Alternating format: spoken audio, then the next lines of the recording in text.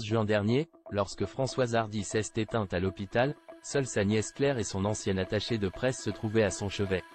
Mais pourquoi Thomas Dutronc, son fils unique, n'était-il pas auprès d'elle? Françoise Hardy savait la mort proche, elle est finalement venue l'accueillir le 11 juin dernier. Atteinte d'un cancer depuis plusieurs années, la chanteuse de 80 ans souhaitait déjà depuis longtemps mettre fin à ses souffrances. Militant en faveur de l'euthanasie, elle espérait une fin rapide pour ne plus avoir à subir un quotidien rendu très difficile par la maladie.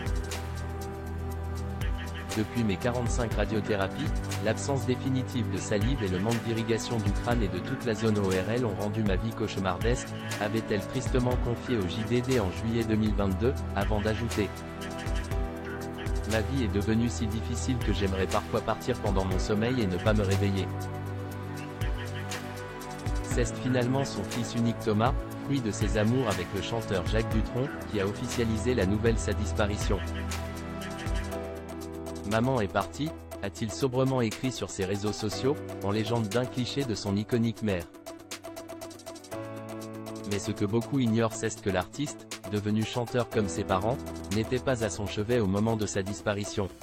Il n'a d'ailleurs pu voir sa dépouille que 3 jours après son dernier souffle. Françoise Hardy ne voulait pas que Thomas soit là. C'est le magazine Paris Match qui révèle l'information dans son dernier numéro, en revenant sur les derniers jours de Françoise Hardy. Voyant son état se dégrader, elle interprète de Mon amie la Rose aurait confié à ses proches: je vais très mal, je me sens mourir. Son cancer a gagné la partie et Françoise s'est résignée à ce qui ressemble, selon elle, à des soins palliatifs, expliquent nos confrères, qui précisent qu'elle a été hospitalisée le lendemain à l'hôpital américain, où elle a déjà subi 55 chimiothérapies. Elle aurait alors exigé n'avoir que ses proches à ses côtés, dont sa nièce et son ancienne attachée de presse, mais aurait en revanche souhaité que Thomas et Jacques soient les derniers au courant de sa disparition.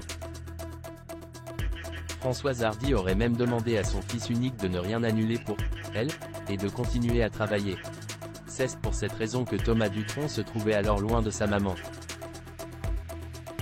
Le mardi 11 juin, aux alentours de 22h30, elle finit par s'éteindre, veillée par sa nièce et son ancienne attachée de presse, qui se charge d'annoncer au chanteur de 51 ans que sa mère est partie apaisée et reposée. Coincé en province, il attendra finalement le 14 juin pour revenir à Paris, après le concert qu'il a décidé de maintenir. Exactement comme le souhaitait sa mère, à qui il vouait une admiration sans borne.